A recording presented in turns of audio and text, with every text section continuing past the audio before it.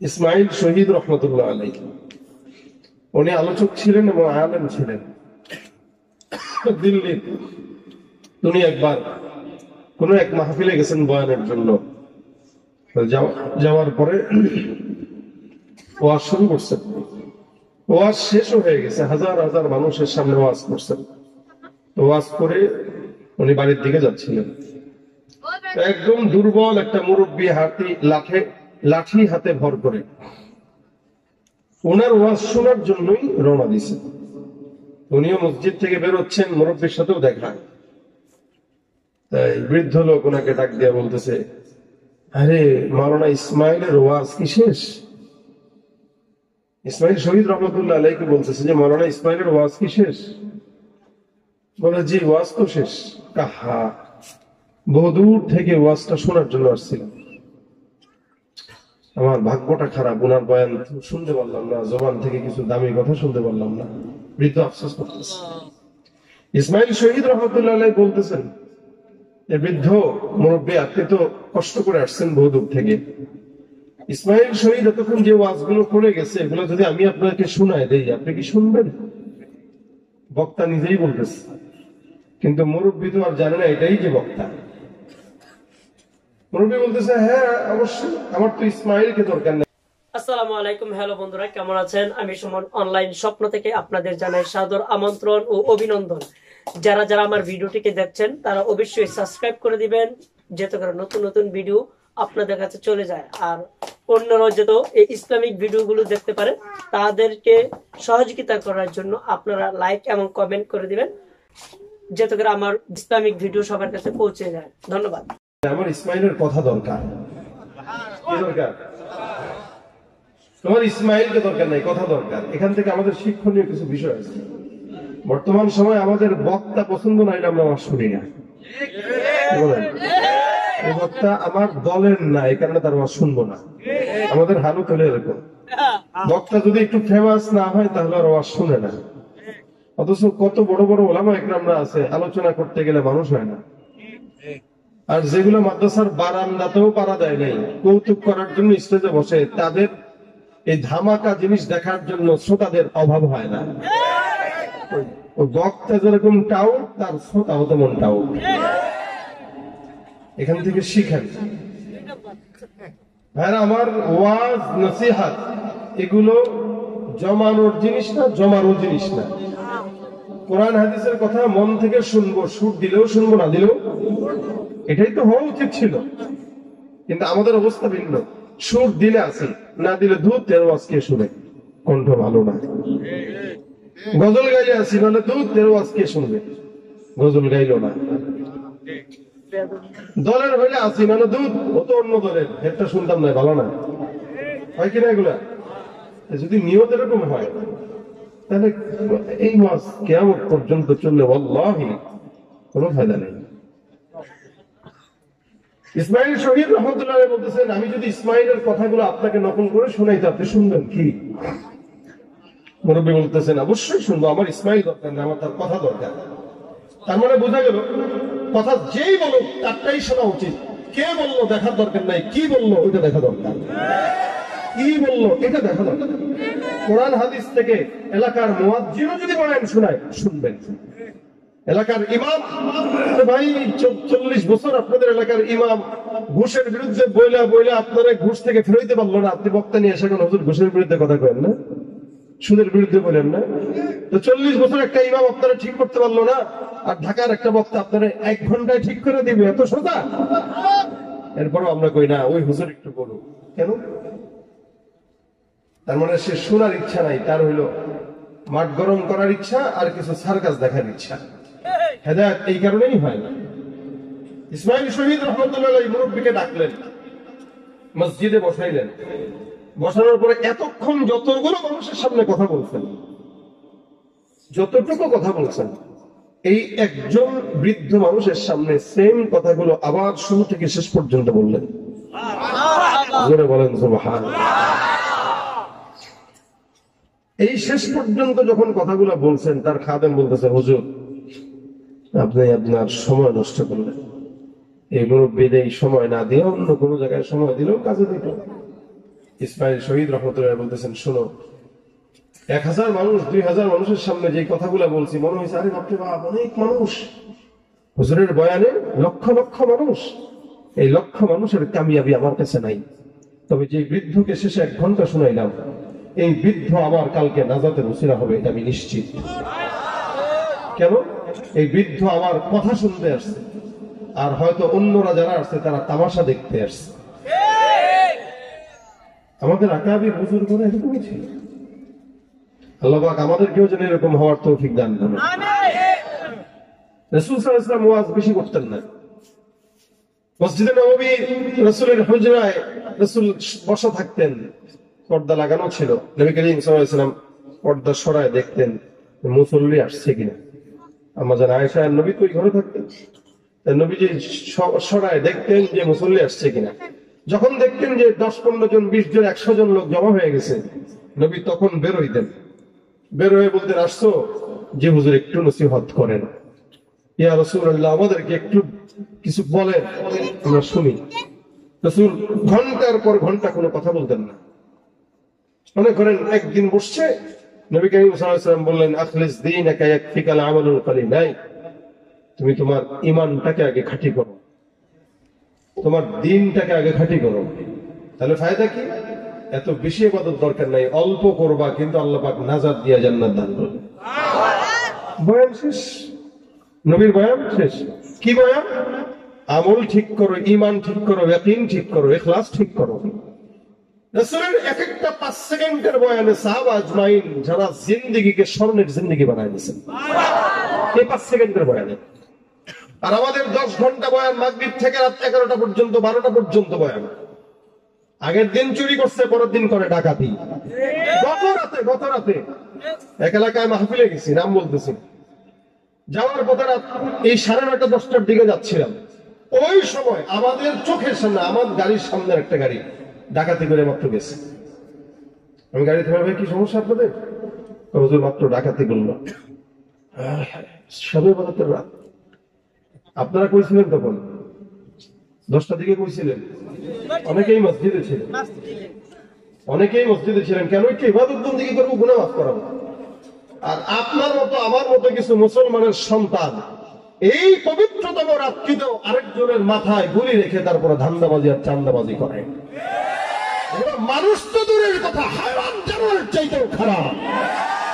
চেহারাটা দেখতে ভালো, পোশাকটাও চমৎকার, অন্তরে তার কালি ভরা, কাজটা বড় কদাকার।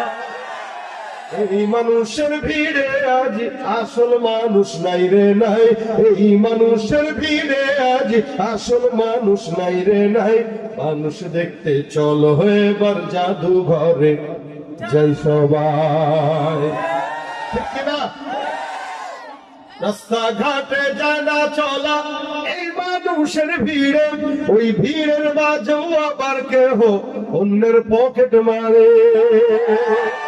রাস্তাঘাটে জানা চলা এই মানুষের ভিড়ে, ওই ভিড়ের মাঝেও আবার কেহ অন্যের পকেট মারে।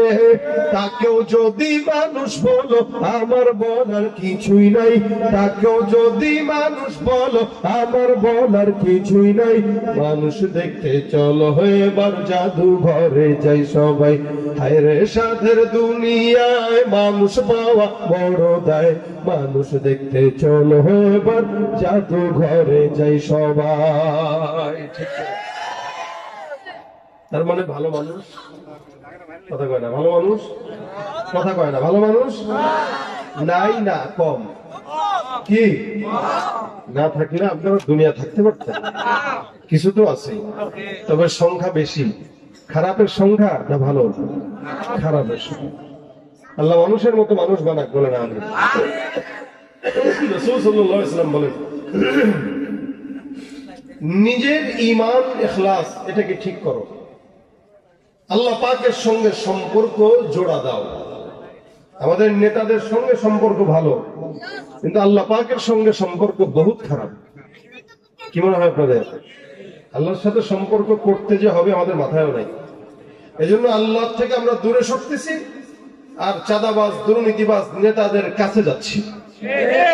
যতদিন এই সমস্ত সঙ্গ ত্যাগ না করবেন ততদিন আল্লাহ আপনার সঙ্গী হবে না।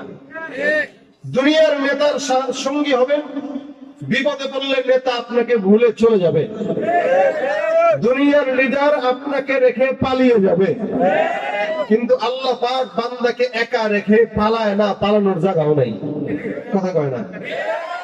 আল্লাহু লা ইলাহা ইল্লাহু আল হাইয়ুল কাইয়্যুম লা তাখুযুহু সিনাতুন ওয়ালা নাওম। আমার আল্লাহ পাক রব্বুল আলামিন বলেন, জমিনের মধ্যে যত বান্দারা আছে সব বান্দাদের এটা জানা দরকার,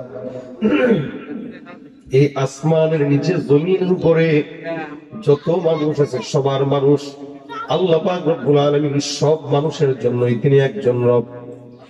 যেই রবে 24টা ঘন্টার ভিতরে 24 ঘন্টায় আল্লাহ পাক রব্বুল আলামিন সজাগ, না কোনোদিন ঘুমের অবস্থা, না কোনোদিন তন্দ্রাচ্ছন্ন। আল্লাহ পাক রব্বুল আলামিন এই কারণে বান্দাকে বলেন, আলা ইন্না আউলিয়া আল্লাহি লা খাউফুন আলাইহিম ওয়ালা হুম ইয়াহজানুন। মনে রাখো, জেনে রাখো, শুনে রাখো, আল্লাহ পাক রব্বুল আলামিনের বন্ধু যদি কেউ হয়, কোন মানুষ যদি আল্লাহকে বন্ধু বানায়, আল্লাহ পাক রব্বুল আলামিন বান্দার জন্য দুইটা কথা বলতেছেন। এই জমিনে নেতা বন্ধু না, মা বন্ধু না, বাবা বন্ধু না, পীর বন্ধু না। যত বড় পীর বলেন, বুজুর্গ বলেন, মানুষ স্বার্থ ছাড়া কেউ কাউকে মহব্বত করে না, কিন্তু আমার আল্লাহ পাক রব্বুল আলামিন বিনা স্বার্থে প্রত্যেকটা বান্দাকে 24 ঘন্টাই ভালোবাসে। যদি ভালো না বাসতো, যেই পরিমাণ গুনাহ আমরা করি, এই গুনার পরে আল্লাহ পাক জমিনে এখনো আমাদেরকে রিজিক দিতেন না, বন্ধ করে দিতেন। দুনিয়াতে যেই পরিমাণে বান্দা আল্লাহ পাকের নাফরমানি করে, এই নাফরমানিতে কোনো বান্দা বাঁচার কথা না। দেখেন, আপনি সমাজে যদি কোনো চাকরি করেন, এই চাকরির পরে আপনি 30 দিনের ভিতরে 10 দিন গ্যাপ দিলেন, বলেন তো 10 দিনের টাকা কি দিবে না কাটবে? 100% কাটবে।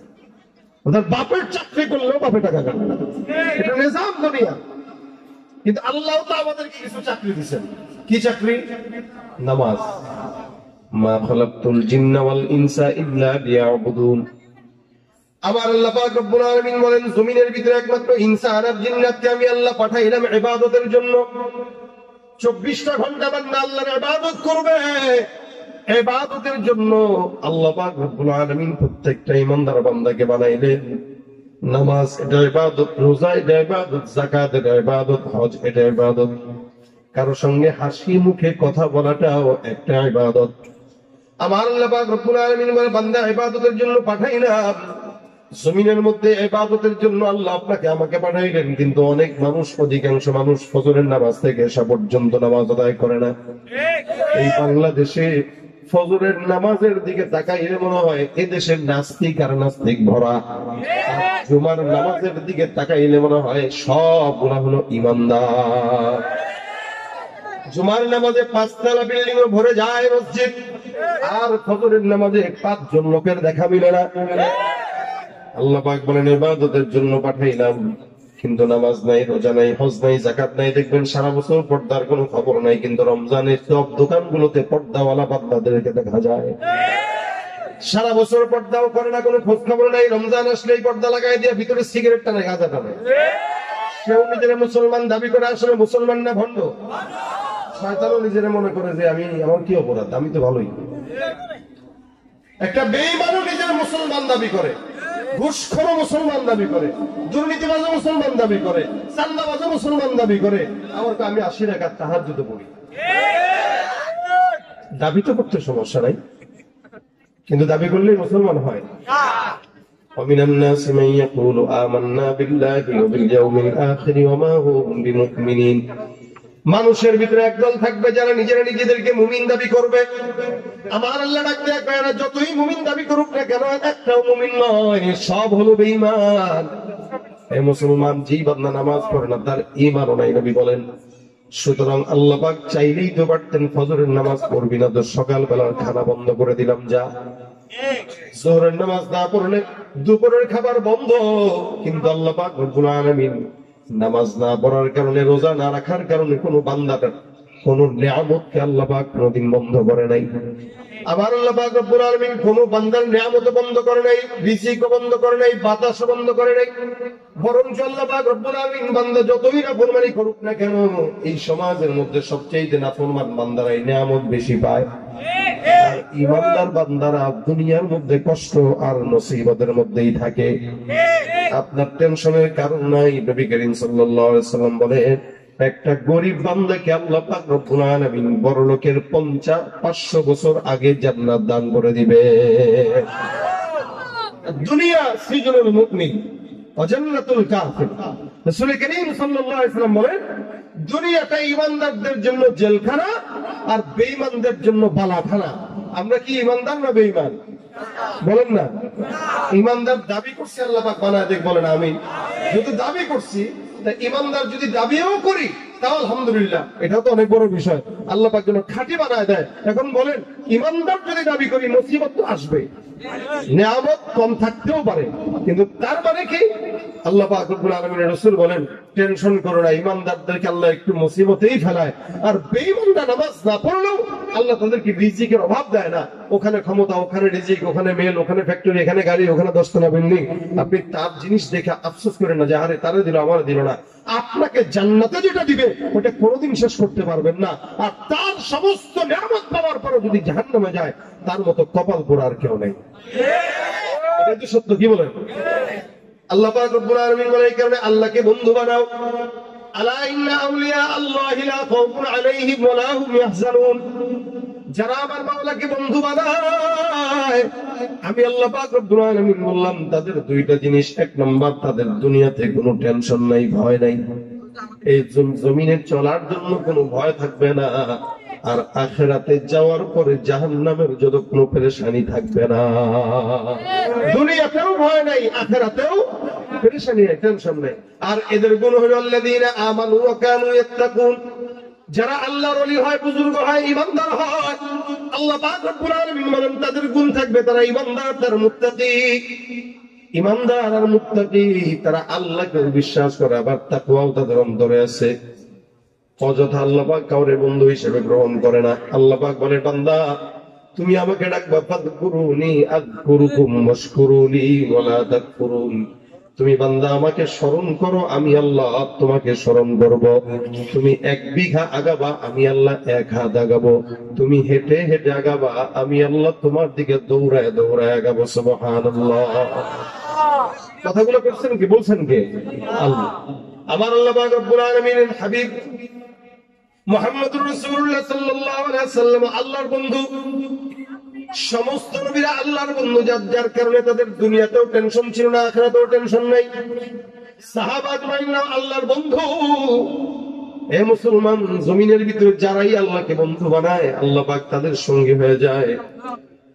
বিশাল বড় একজন বাদশা, বিশাল বড় একজন বুজুর্গ খলিফা জাফর মনসুর, এর জামানার বুজুর্গের নাম হলো সুফিয়ান সাওরী রাহমাতুল্লাহি আলাইহি। সুফিয়ান সাওরী রাহমাতুল্লাহি আলাইহি অনেক বড় একজন আল্লাহওয়ালা বুজুর্গ ব্যক্তি ছিলেন। আরবে থাকতেন। উনি হক কথা বলার কারণে, সত্যের পথে চলার কারণে তখনকার বাদশা খলিফা জাফর মনসুর তার ব্যাপারে ফাঁসির আইন জারি করেছে। বর্তমান সময় হকের কথা যারা বলে তাদের জন্য জেলখানা তৈয়ার থাকে। মনে রাখবেন, জালিমের জিন্দানখানা যতই চালু হোক না কেন, জুলুমের মাত্রা যখন বেড়ে যায়, ক্ষমতা তখন থাকে না। আবার এখান থেকে শিক্ষা অর্জন করা আমাদের জরুরি। অতীতের কোন জালেম টিকতে পারে নাই, আবার যদি কেউ জুলুম করে, এই জালেমরাও টিকতে পারবে? কথা বলেন, পারবে? এখান থেকে শিক্ষা। জাফর মনসুর ফাঁসির আইন জারি করে দিল। সুফিয়ান সাওরীকে যেখানেই পাবো ফাঁসির কাস্টে ঝুলাবো। আল্লাহর বান্দা সুফিয়ান সাওরী রাহমাতুল্লাহ আলাইহি মাতাফের মধ্যে বসা, উনি ইবাদত বন্দেগী করে, জিকির আজকার করে। ওনার পাশে ওনার একজন খাদেম সুফিয়ান ইবনে উয়াইনা। খুব মনে রাখবেন, সুফিয়ান সাওরী রাহমাতুল্লাহ আলাইহি আল্লাহর বাইতুল্লাহর মাতাফের মধ্যে বসা, জিকির আজকার করে। মক্কার মধ্যে ঘোষণা হয়ে গেল, সুফিয়ান সাওরীকে যে কেউ যদি খুঁজে দাও, তাকে পুরস্কার দেওয়া হবে। জাফর মনসুর নিজে তাকে ফাঁসি দেওয়ার জন্য আসতেছে। আল্লাহর বান্দা তাকে হত্যা করবে। এই কারণে সুফিয়ান সাউরীকে তালাশ করো। এখন গায়ে তো মানুষের চেহারা চেনে, যার কারণে মানুষ পরিচিত হয়। তখন তো আর ফেসবুক, ইউটিউব, মোবাইলের জামানা ছিল না। মানুষ নামে চিনত, কিন্তু তার চেহারা কেউ চিনত না। চেহারা যদি চিনো যেত, মুখের উপর একটা রুমাল দিয়ে তারপরে চলতো, কেউ বুঝতো না। সুফিয়ান সাউরী মাতাফের ভিতরে বসে বসে ইবাদত করে। ওনার ছাত্রের ডাক দেয়া, হুজুর। সুফিয়ান সাউরী রাহমাতুল্লাহ আলাইহিকে খোঁজার জন্য ঘোষণা করা হয়, আপনি তো আমার কাছে বসা, কেউ তো এখনো দেখে নাই। রুমালটাকে নাকের মধ্যে দিয়ে সুন্দর করে মাথার থেকে আপনি বের হয়ে কোন জায়গায় আশ্রয় গ্রহণ করেন। সুফিয়ান সাউরী রাহমাতুল্লাহ আলাইহি ডাক দেয়া কয়, শোনো কি বলছে, কে বলছে? বলে সরকার বলছে আপনাকে যেখানেই পাবে সেখানেই হত্যা করা হবে, তাড়াতাড়ি আপনি পালিয়ে যান। সুফিয়ান সাউরী রাহমাতুল্লাহ আলাইহি লাফ দিয়া দাঁড়ায় যায়, কয় কি রে, কে আমারে খুঁজে? বাদশা। কেন খুঁজে? বলে মারার জন্য, হত্যা করার জন্য। আমি পালাবো কোথায়? বলে যে কোনো একটা জায়গায় যান। সুফিয়ান সাউরী রাহমাতুল্লাহ আলাইহি ডাক দিয়া বলে, খাদেম, আমি যেই জায়গায় বসা এটা আমার আল্লাহর ঘর, বাইতুল্লাহ আল্লাহর ঘর, এটা এমন দামি। আমার আল্লাহ পাক ডাক দিয়া বলেন, মান দাখালাহু কানা আমিনা, এই ঘরের মধ্যে কেউ যদি ঢুকে আল্লাহ পাক রব্বুল আলামিন ওই বান্দাকে সম্পূর্ণ নিরাপদ রেখে দেন।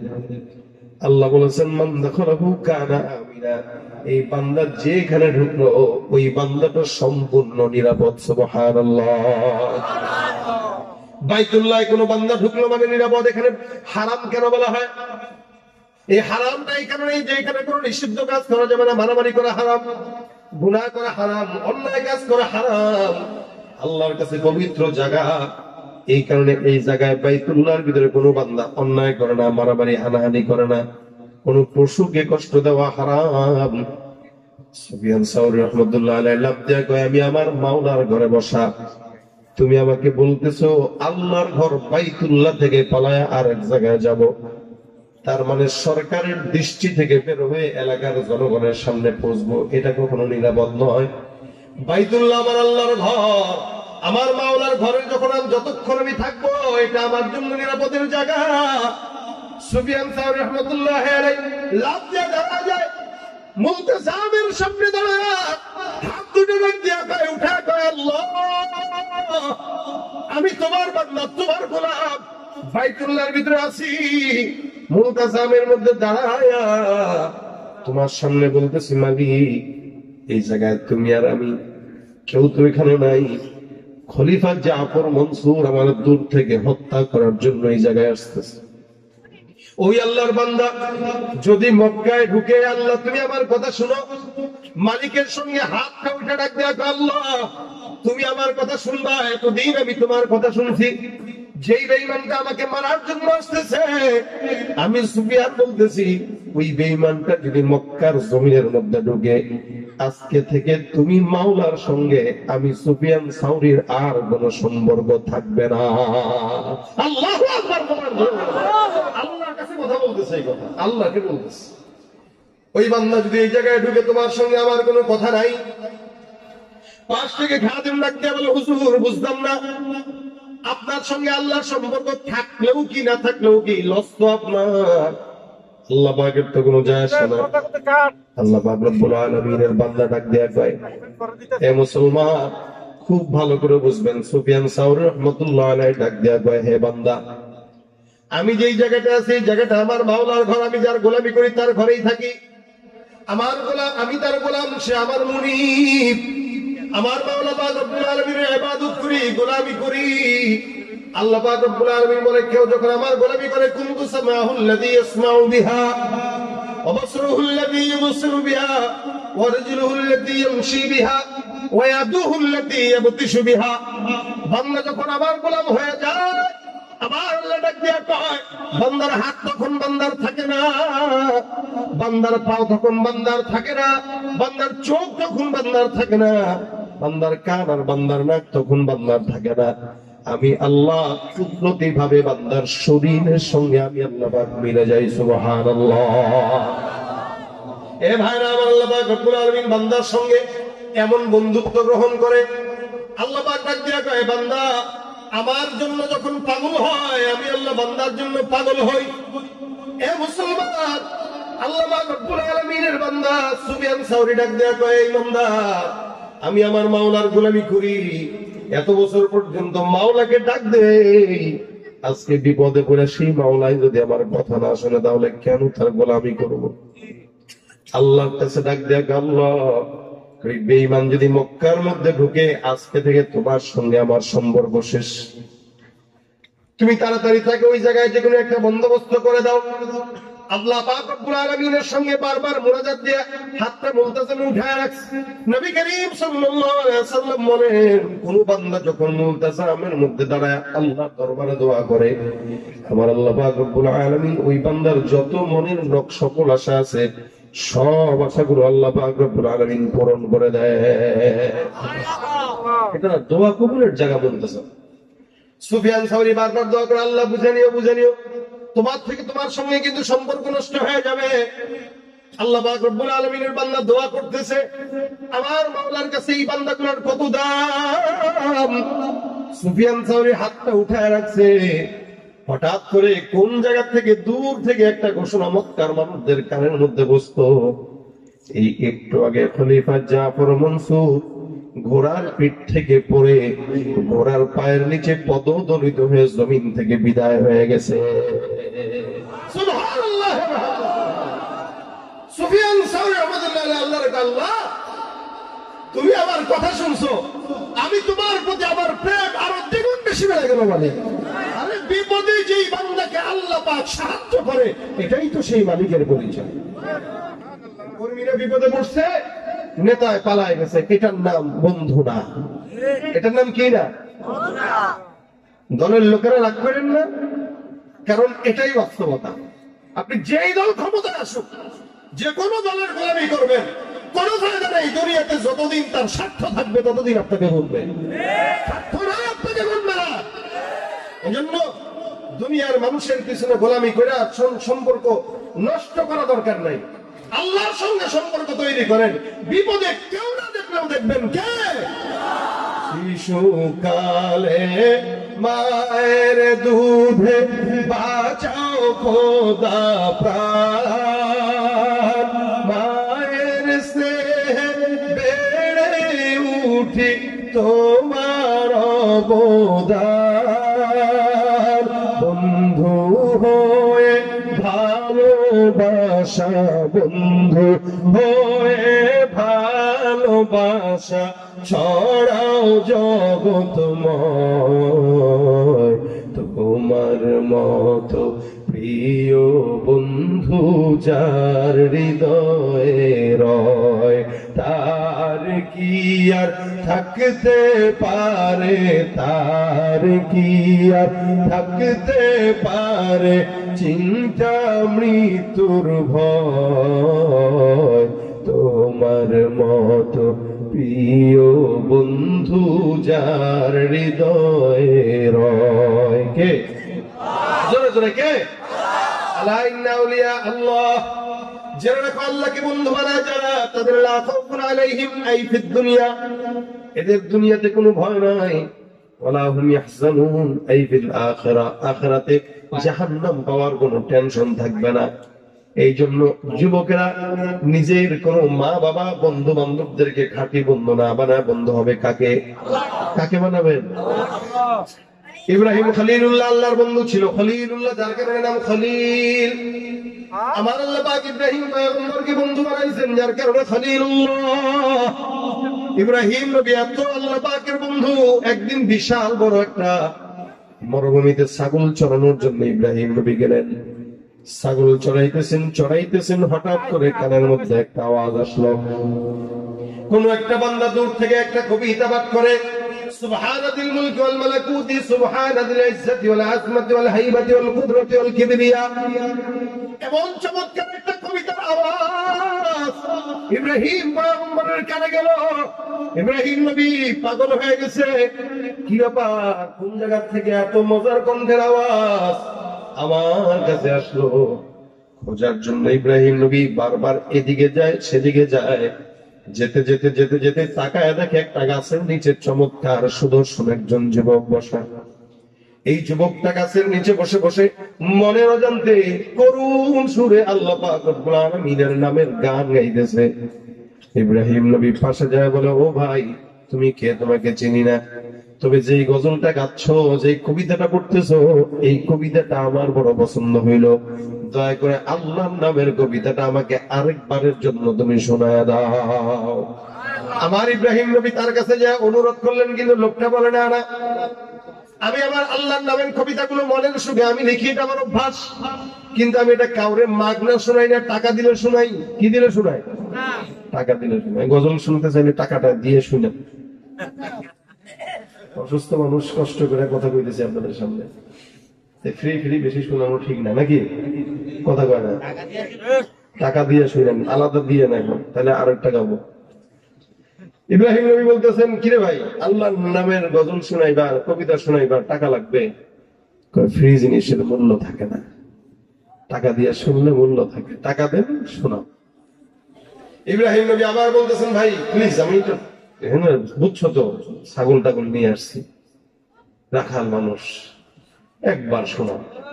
এই বেচারা কয়, না না আগে দেন তারপরে। আমার কাছে নাই কিচ্ছু ভাই, পকেটে কিছু নাই, নাসুর বান্দা, না দেওয়াই লাগবে। হঠাৎ করে ইব্রাহিম পয়গম্বর মনে মনে চিন্তা করলেন, কি করা যায়, বিশাল বড় মরুভূমিতে ছাগলের পাল দেখা যায়। আল্লাহর বান্দা ইব্রাহিম পয়গম্বর সুন্দর করে লোকটার কাছে ডাক দিয়ে বলতেছে, ও ভাই আমার কাছে তোমার কাছে দেওয়ার মতো কোনো জিনিস নাই, তবে ছাগলের পাল আছে। আমি ছাগলের পাল থেকে অর্ধেক ছাগলের পাল তোমার জন্য আমি হাদিয়া পেশ করে দিলাম, বিনিময়ে তুমি তোমার মাওলার রবের কবিতাটা আরেকবার শোনায়া দাও। আমরা যদি বলি যে আল্লাহর একটা কবিতা গাবো, আমাদের একটু দেন না 10,000 টাকা, আপনারা কিন্তু আমি নিজে কম পারি, বিষয়টা এরকম না। আল্লাহর নাম তো আমিও পারি, তো তোমার টাকা দিয়ে শুনবো। ইব্রাহিম নবী অর্ধেক ছাগলের পাল দিয়ে দিলেন। এই আল্লাহর বান্দাটা একবার শোনায় দেয়। ইব্রাহিম নবী কয়, ভাই আরেকবার একটু শোনান না। দিছি তো, যা দিলেন এটার জন্য একবার, আবার যদি কিছু দেন আবার শোনায় দেব। ইব্রাহিম নবী কয়, বাইরে আর কিছু নাই। বারবার যখন রিকোয়েস্ট করে, ওই লোকটা শোনায় না। ইব্রাহিম নবীর কানের মধ্যে এত মজা, যার কারণে ইব্রাহিম পয়গম্বর বলেন, বাকি যেই ছাগলের পালগুলো আছে, আমি আল্লাহর নামের জন্য তোমার সঙ্গে ওই ছাগলের পালগুলো তোমাকে হাদিয়া দিয়ে দিলাম। আল্লাহ নবী ইব্রাহিম পয়গম্বর আরো অর্ধেক ছাগলের পাল দিয়া দিল। এবার তার কাছে না আছে টাকা, না আছে ছাগল, সবগুলো দিয়ে দেয়। বান্দা আবার শোনা দেয়, সুবহানাল মুলকি ওয়াল মালাকুত, সুবহানাল ইজ্জতি ওয়াল আযমাতি ওয়াল হাইবাতি ওয়াল কুদরতি ওয়াল কিবরিয়াই ওয়াল জাবারুত। এমন মজার আওয়াজ, এমন মজার কবিতা ইব্রাহিম নবী শুনে নাই, কানের ভিতরে মজা লেগে আছে। যার কারণে ইব্রাহিম নবী কয়, ভাই রে, ছাগলের পাল অর্ধেক দিলাম, একবার শোনাইলা, আরো অর্ধেক দিলাম, আরেকবার শোনাইলা। তাকায় দেখো, আমার কাছে না আছে টাকা, না আছে ছাগল, দয়া করে এখন আল্লাহর সন্তুষ্টির জন্য তুমি আমাকে মাওলার নামটা আরেকবার একটু শোনায় দাও। আল্লাহ নবী ইব্রাহিম পয়গম্বর তাকে অনুরোধ করলেন, কিন্তু অনুরোধ মানে না। এবার যুবক ডাক দিয়া বলতেছে, তুমি কি, আমি তোমাকে চিনি না, তবে আমি তোমাকে শুনাইতে পারবো যদি কিছু হাদিয়া বাসার থেকে নিয়ে এসে দাও। ইব্রাহিম নবী ডাক দেয়া কয়, শুনো, তোমাকে দেওয়ার মতো আমার কাছে অবশিষ্ট আর কোনো কিছু বাকি নাই, তবে হ্যাঁ, মাথার মধ্যে একটা বুদ্ধি আসছে। বলে কি? ছাগলগুলো তোমাকে দিলাম, তোমার চেহারা বলে না তুমি রাখাল, তোমার চেহারা বলে না তুমি ছাগল চড়ানোর মতো যোগ্যতা রাখো, তবে এই ছাগল চড়ানোর জন্য তোমার একটা রাখাল অবশ্যই প্রয়োজন। আল্লাহর ওয়াস্তে তোমার রাখাল হিসেবে আমাকে নিযুক্ত করে নাও, বেতন 1 টাকাও দরকার নাই, বিনিময়ে আমার মাওলার নামের কবিতা আমার শোনাইবা। ছাগলও দিয়া দিল, রাখাল হয়ে গেল। ইব্রাহিম নবীকে এবার আরেকবার শোনা দেয়। ইব্রাহিম পয়গম্বর হাসি খুশি আল্লাহর নামের শোনার জন্য ইব্রাহিম নবী তার সমস্ত কিছু বিসর্জন দিয়ে দিলেন। যুবক এবার ডাক দিয়া বলে, নাম কি আপনার? আমার নাম ইব্রাহিম। কাহারে? এই জন্যই তো আমার আল্লাহ পাক রব্বুল আলামিন আসমানে এই একটা নাম বারবার জিকির করে। কে জিকির করে? কি জিকির করে? ইব্রাহিম ইব্রাহিম ফাযকুরুনি আযকুরুকুম। আল্লাহ বলে তুমি আমাকে স্মরণ করো, আমি তোমাদেরকে স্মরণ করব। আগে আমরা করব, পরে করবেন কে? তবে হ্যাঁ, আমরা করব একবার, আল্লাহ করবে 10 বার। সুবহানাল্লাহ। ভাইরা আবার বলেন তো, আল্লাহর নাম ডাকলে কষ্ট লাগে না খারাপ লাগে? ভালো লাগে না খারাপ লাগে? এই জীবনে কতবার মাকে ডাকলেন? একটু ট্রাই করে দেখেন তো, কেউ যদি তার আম্মাকে বারবার বলে আম্মা আম্মা আম্মা আম্মা আম্মা আম্মা আম্মা আম্মা আম্মা, একটু 100 বার পরে দেখবেন শুনতে কেমন জানি লাগে। আর কি এত ম্যাঁ ম্যাঁ করে? আচ্ছা, আপনি যদি আপনার মায়ের কাছে যা ডাক দিয়ে আপনার আম্মা বলে কি, ও আম্মা, বলে বল আম্মা গো, হ্যাঁ বল শুনতেছি, ও আম্মা কিছু বলবি? না আম্মা এমনি ডাকি, মজা লাগে। আপনি আপনার মায়ের কিনারায় দাঁড়ায় যদি 100 বার আপনার আম্মাকে ডাকেন, আপনার আম্মা আপনারা আদর করবে না চটকানা দিবে? কথা কয় না? এটা চটকানা দিবে গালের ভিতরে। 100 বার টাকা লাগবে না, 10 বার খালি পিছনে আসল না মা মা করে দেখে।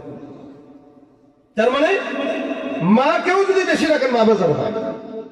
আবার যদি বাবার কাছে রাখেন আব্বা, বলে কি, ও আব্বা, বলে কি আব্বা, আব্বা গো বলো আব্বা, কি আমার ফোনে এমন করে কেন? মা বলবে কি করে? কার কাছে যায় এখানে আব্বা আব্বা 100 বার ডাকছে। আল্লাহ হাওলা, আমারও তো 100 বার ডেকে গেছে। আসলে কি ছেলের কি মাথায় সিট হইল? ডাক্তার দেখানো দরকার। কি বলে? এটাই তো মনে করবে। মা কেউ ডাকলে মা বেজার হয়, বাবা কেউ ডাকলে বেজার হয়, কিন্তু জন্মের পর থেকে নিয়ে যে আল্লাহ আল্লাহ করে ডাকতেছেন, কোনদিন কি আল্লাহ বলছে এই বান্দা ডাকিস না, চুপ থাক? বলছে? আমার আল্লাহ পাক রব্বুল আলামিনকে যত ডাকেন ততই মজা। মাকে একবারের জায়গায় 100 বার ডাকবেন, খারাপ লাগে শুনতে। বাবাকে একবারের জায়গায় 100 বার ডাকবেন, খারাপ লাগে শুনতে।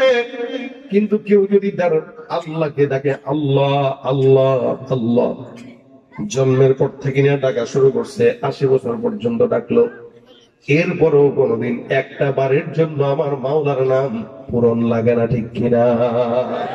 কোনদিন একবারের জন্য মনে হয় না যে আল্লাহ রে আল্লাহ আল্লাহ ডাকতেছে, আরে আল্লাহ কেমন জানি শব্দ একটু অন্যরকম হইলে না ভালো হইতো, এরকম কোনদিন মনে হয়েছে?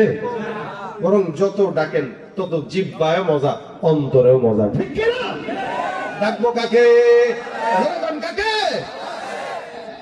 আমার আল্লাহকে যত বেশি ডাকবেন তত মজা। এই জন্য আল্লাহ বলেন বেশি বেশি ডাকবেন, উযকুরুল্লাহ যিকরান কাসীরা। যত বেশি ডাকবো তত বেশি তোমার কলব পরিষ্কার হয়ে যাবে। সুবহানাল্লাহ। ইব্রাহিম নবীকে এবার যুবক ডাক দিয়া বলতেছে, ভাই এই কারণে তো দেখি আল্লাহ আপনার নামটা খালি আসমানে নাই। ভাই আসমানে নাই মানে? আমরা কেমন জানেন আমার নাম আল্লাহ আসমানে নাই? আরে আল্লাহ যে আপনার নাম আসমানে নাই, এটা আমরা পরীক্ষা করার জন্য আসমান থেকে আমি আল্লাহর ফেরেশতা জমিনে নেমে আসছি। সুবহানাল্লাহ। ইব্রাহিম কে মানে কি? আমি আল্লাহর ফেরেশতা জিবরিল। লা হাওলা ওয়ালা কুওয়াতা, কয় কি রে তুমি আমার কাছে এসে এই কাহিনী করলা কেন? আল্লাহর ফেরেশতা ডাক দেয়া বলে, শোনো ইব্রাহিম, আসমানে কেবল 24 ঘন্টা আমার মাওলা তোমার জিকির করে, সমস্ত আসমানের ফেরেশতার সামনে তোমার নামটা মুখস্থ। আমরা জিজ্ঞাসা করলাম, মালিক কেন বারবার আল্লাহর নামটা আপনি নেন, আল্লাহ ইব্রাহিমের নামটা আপনি নেন? আমার মাওলা রাজ্জাক, ইব্রাহিম আমার নাম জমিনের মধ্যে আমার নামের পাগল, আর যে বান্দার জমিনে আমি আল্লাহর পাগল, আমি আল্লাহ আসমানে ওই বান্দার জন্য পাগল হয়ে যাই। সুবহানাল্লাহ। ইব্রাহিম বারবার আমারে ডাক দেয়। পরীক্ষা যদি বুঝতে হয় আমার ইব্রাহিমের মতো বন্ধু দুনিয়াতে আর কেউ নাই। এই পৃথিবীতে এই সময়ে সবচাইতে বড় বন্ধু ইব্রাহিম, যার কারণে আল্লাহর আদেশে নিজের বিবি আর সন্তানকে মরুভূমির মাঝখানে রেখে অন্য জায়গায় রওনা দিয়ে দিছে। কত বড় বন্ধু হইলে মাওলা যেটা বলছে ওটা শোনার জন্য নিজের আত্মাকে কষ্ট দিছে। এই জন্য আল্লাহ পাক রব্বুল আলামিন ফেরেশতা ডাক দেয়া, ইব্রাহিম জমিনের সব জায়গায় তোমার নাম, আসমানেও তোমার নাম। কেন? বলে আল্লাহ পাক রব্বুল আলামিন তোমাকে এত মহব্বত করে, কার কারণে তুমি দুনিয়ার সবচেয়ে বেশি মহব্বত আমার মাওলারে করো। যেই বান্দা তার আল্লাহর নাম শোনার জন্য সমস্ত সম্পদ বিসর্জন দেয়, ওই বান্দা সাধারণ বান্দা নয়, ওটাই হলো আল্লাহর বন্ধু, ঠিক কিনা? আলা ইন্না আউলিয়া আল্লাহ, এটাই হলো আল্লাহ পাকের বন্ধু। এই কারণে আল্লাহ বলে, শুনে রাখো, যারা আল্লাহর বন্ধু হয় আমি আল্লাহ তাদের জন্য যথেষ্ট। ইব্রাহিম নবীর যখন নমরুদ আগুনের মধ্যে ফেলবে, ইব্রাহিম নবী আগুনের সামনে এসে দাঁড়ায় আছে, এই মুহূর্তে আগুনের মধ্যে ফেলবে। এবার আল্লাহর ফেরেশতা জিবরাইল চলে এসে ডাক দেয়া কয়, হে ইব্রাহিম, তোমার কি কোনো সহযোগিতা দরকার? ইব্রাহিম নবী কয়, কিসের সহযোগিতা? এই যে আগুনে যে পড়তেছো, পুরলেই তো শেষ, পড়লেই তো মরে যাবা, কোন সহযোগিতা লাগলে আমারে বলো। ইব্রাহিম নবী কয়, তুমি আসছো, কে পাঠাইছে, আল্লাহ না একা? আমি নিজে আসলাম, তোমার তো মহব্বত করি, তুমি আগুনে পড়বা, আমার কষ্ট হইতেছে, সহযোগিতা লাগলে বলতে পারো। ইব্রাহিম কয়, কে? যিনি আল্লাহ বানাইছে আমারে, সে কি দেখে না? দেখে তো। দেখলে তোমার দরকার কি? যিনি দেখে তিনি আমার ব্যবস্থা করবে। সুবহানাল্লাহ।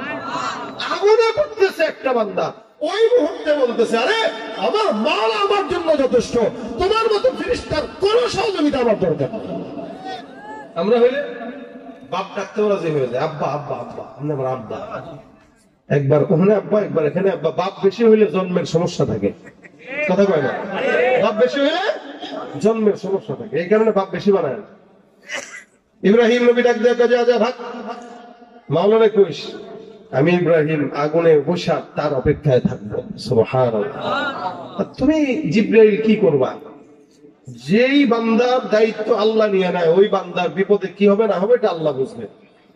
আল্লাহ কয়, দেখছো ইব্রাহিম এই মুহূর্তে আমারে বলে না। ইব্রাহিম নবী আগুনে পড়তেছেন, আমার আল্লাহ আদেশ দিয়ে দিয়েছেন, ইয়া নার কুনি বারদান ওয়া সালামান আলা ইব্রাহিম, একদম জান্নাতের ঠিকানার মতো শান্তিপূর্ণ জান্নাত তুমি ইব্রাহিমের জন্য হয়ে যাও। সুবহানাল্লাহ। আল্লাহর ফেরেশতা জিবরাইল চলে গেছে।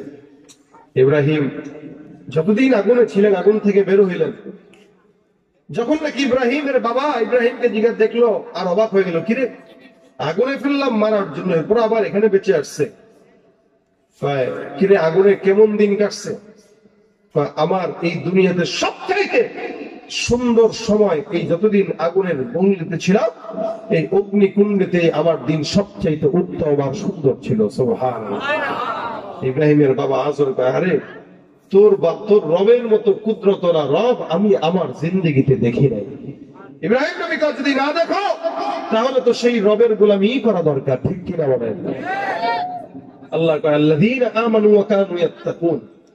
এজন্য যারা আল্লাহর বন্ধু, এদের গুণ থাকে দুইটা, এক নম্বরে এরা ইমানদার, দুই নম্বরে এরা মুত্তাকি। আমাদের যুবক ভাইরা এখানে আছে, গতকাল অনেকেই ভালোবাসা দিবস পালন করেছে শয়তানের রহমতে, ঠিক না? শয়তান তাদেরকে দয়া করছে, এই কারণে তারা গেছে, এই কারণে তারা গোলাপ টোলাপ কিনছে, এটা করছে। আবার কোনোদিন করতে পারে কিনা বুঝেন না, আর হায়াতে বাঁচে কিনা একটা নেকের গাছ। কারা কারা করছেন হাতটা তুলে দেখেন। এটা কি দেখানোর জিনিস? অকাম, অকাম কি আর দেখানো যায়? এই জন্য হাত তুলবে না, কিন্তু এরাই গেছে। অথচ আগের দিনের মাহফিলেও কিন্তু এলাকায় বলে গেছে, খবরদার 14 ফেব্রুয়ারি বয়কট। নিজেও হেনে বসে বসে গেছে বয়কট বয়কট। কিন্তু কালকে ডার্লিং এর সামনে আরো দূর বয়কটের তো মাহফিলের মঞ্চে গেছে, ওটা কেড়ে হেনে নাকি? আমাদের ইমান মাহফিলের প্যান্ডেল পর্যন্ত থাকে, এর বেশি থাকে না। আল্লাহ পাক এই যে কথাগুলো শুনলাম, এগুলো যেন আমল করার তৌফিক দান করে। তার মানে আল্লাহ বলতেছেন, যারা আল্লাহর বন্ধু হবে তাদের গুণ থাকবে আল্লাযীনা আমানু ওয়া কানু ইয়াত্তাকুন। এক নম্বরে ইমানদার, দুই নম্বরে মুত্তাকি। এই মুত্তাকি হবার জন্য সবচাইতে বড় আসান সময় হলো রমজান। সামনে আর কয়দিন?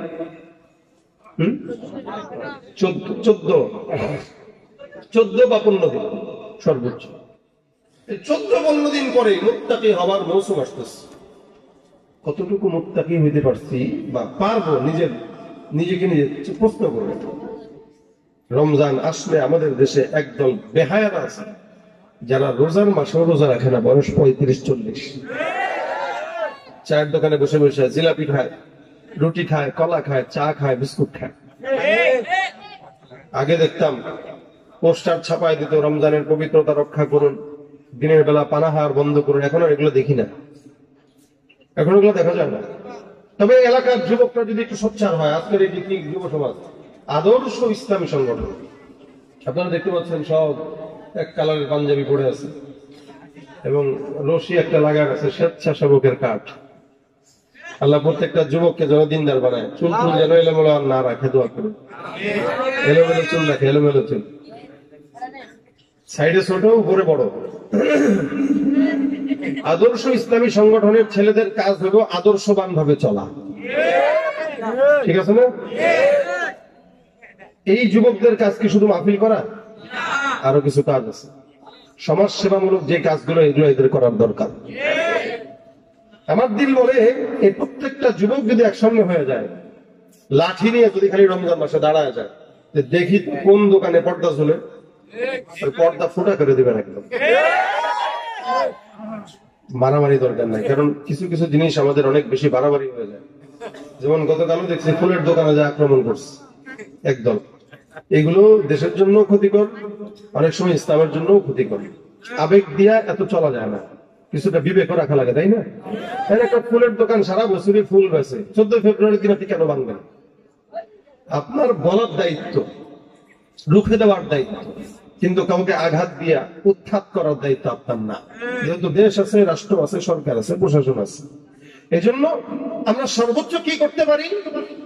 আমরা যে তাদেরকে বলবো, বুঝাবো, বুঝানোর পরেও যদি না শুনে, তখন আমরা এলাকায় প্রশাসনের কাছে জানাবো যে দেখেন আমাদের এই এলাকায় এই দোকানটা প্রত্যেকদিন নিষেধ করে পরে পর্দা ঝোলায় ভিতরে বেরোজদারদেরকে খাওয়ার সহযোগিতা করেন। রমজানে এই টাইপের দোকানগুলো, পর্দাগুলোকে আমরা ছিঁড়তে পারবো, এতটুকু আমরা করতে পারবো। কি করতে পারবো? ছিঁড়তে পারবো পর্দা। যে দোকানে পর্দা ঝুলবে, যুবকদের কাজ হলো যে পর্দা টান দিয়ে ছিঁড়ে ফেলবেন, হুমকি দিয়ে আসবেন, কালকে যদি তোর দোকান খুলতে দেখছি তোর ব্যবসা লাল বাতি জ্বালা দেবে। সারা বছর ব্যবসা করো, তোমার মন ভরে না রমজানে তোমার ব্যবসা করা লাগে? নালায়েক নাখান্দা। এই জন্য রমজানে কোন প্রকার অশ্লীলতা, গান বাজনা কোন জায়গায় যদি দেখেন, এটা আপনাকে রুখবেন, মানা করবেন, নিষেধ করবেন। এটা আপনাদের দায়িত্ব, এই এলাকার যুবকদের দায়িত্ব। আবার দিন বলে এলাকার যুবকরা যদি ঠিক হয়ে যায়, এই সমাজ থেকে চুরি, চোট্টামি, সন্ত্রাসী সব দূর হয়ে যাবে ইনশাআল্লাহ। যুবকরা ঠিক, সমাজ ঠিক, যুবকরা বেঠিক, সমাজ বেঠিক। এই জন্য প্রত্যেকটা যুবক ইসলামের পথে কাজ করে। কিন্তু এখন যুবকেরা নেতাদের পিছনে দৌড়াই পায়, সুন্দর জীবন এই নেতাদের পিছনে দিয়া খোয়া যায়, সারা জিন্দগি স্লোগান দেয়, 100 টাকার সিরা নোট ছাড়া কপালে কিছু জুটে না। ঠিক কিনা? যাদের হাতে যায় ক্ষমতা, দেশ যেন বাপের ভিটা, রাখতে চেয়ার শুরু করে বিদেশিদের পাচাটা। যাদের হাতে যায় ক্ষমতা, দেশ যেন বাপের ভিটা, রাখতে চেয়ার শুরু করে বিদেশিদের পাচাটা। বিদেশিদের কথা মতো চালায় ওরা নিজের দেশ, দেখতে দেখতে গোল্লায় গেল আমার সোনার বাংলাদেশ।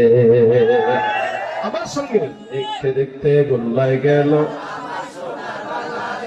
দেখতে দেখতে গোল্লায় গেল আমার সোনার বাংলাদেশ। কেউ দিল না, সবাই নিল, আমরা যে কলুর বলদ, সারা বছর নেয় না খবর, নির্বাচনে খুব দরদ। কেউ দিল না, সবাই নিল, আমরা যে কলুর বলদ, সারা বছর নেয় না খবর, নির্বাচনে খুব দরদ। নির্বাচনের আগে নেতা ধরে কত রকম বেশ, দেখতে দেখতে গোল্লায় গেল আমার সোনার বাংলাদেশ, দেখতে দেখতে গোল্লায় গেল আমার সোনার বাংলাদেশ। ঠিক তাহলে গোলামি করব আল্লাহ, আল্লাহর গোলামি ছাড়া অন্য কারো গোলামি দরকার নাই। রমজান আসতেছে, তাকওয়ার মাস, মুত্তাকি হওয়ার মাস। সবচেয়ে বেশি মুত্তাকি হওয়ার জন্য রমজানটাই পারফেক্ট। এই জন্য আল্লাহ বলেন লাআল্লাকুম তাত্তাকুন, যাতে মুত্তাকি হতে পারো, এই কারণে রোজা দেওয়া হয়েছে। কেমনে তাকওয়াবান হয়? এই যে যে যুবকগুলো রোজা রাখে রমজানে, এদেরকে যদি আপনি অফার করেন, এই তোরা 500 টাকা দেবো, রোজা ভাঙ, রোজা রাখার সে নিয়ত করে ফেলছে, জীবনে ভাঙবে? চাইলে গোপনে পানি পান করতেও পারে, কিন্তু করে। বরং অজু করার সময় পানি ঢুকে গেলেও হুজুরের কাছে দৌড় দেয়, হুজুর রোজা কি আছে? এই যে ভয়, আরে আমার রোজা কি আছে? এই তাকওয়াটা রমজান ছাড়া অন্য সারা বছর থাকে না। সারা বছর যদি এই তাকওয়াটা থাকতো, ঘুষের টাকা কেউ ধরতেও পারতো না। আমাদের দেশের ঘুষের টাকা তো খায় খায়, আমার তো ভাই গুনে নেন সুন্নত। ঘুষের টাকা গুনতেছে আর বলতেছে ভাই গুনে নেওয়া, সুদের টাকা খায় আর কবা এটা সুদ না, এটা মুনাফা। কি এটা? মুনাফা। বউরে পিঠা দিয়ে শ্বশুর বাড়ি থেকে হুন্ডা আনে, আর এটা যৌতুক না, এটা গিফট। কি এটা? পিটান দিছে বউরে, বউরে পিটান দিয়ে একদম পাশে লাল করে বাসায় পাঠাচ্ছে। হুন্ডা না আইনা আসবি না, কিন্তু নাম দিছে কি গিফট। এগুলা সব হইলো ছোট লোকের বাচ্চা, যেগুলা বউ পিঠা শ্বশুর বাড়ি থেকে সম্পদ খায়, ছোট লোকের বাচ্চা। আবার কন এগুলা কি ছোট লোকের বাচ্চা। হ্যাঁ, যদি কেউ থাকে সে মনে মনে করবো আমিও ছোট লোকের বাচ্চা, কথা ঠিক কিনা? ছোট লোকের বাচ্চা। এই জন্য গুনাহকে গুনাহ মনে করেন, গুনাহকে গুনাহ মনে করেন, গুনাহকে সব মনে করেন না। আল্লাহর কাছে তওবা ইস্তিগফার করলে আল্লাহ পাক মাফ করবে। রমজান আসতেছে, মাফের মাস, প্রত্যেকটা বান্দাকে আল্লাহ পাক ক্ষমা করে। রমজানে জাহান্নামের দরজা বন্ধ, জান্নাতের দরজা খোলা। আমাদের এই প্রত্যেকটা যুবক যদি নিয়ত করে যে আমরা রমজানে 30টা রোজা রাখবো, গুনাহ হবে? এটা ফরজ। এটা কি?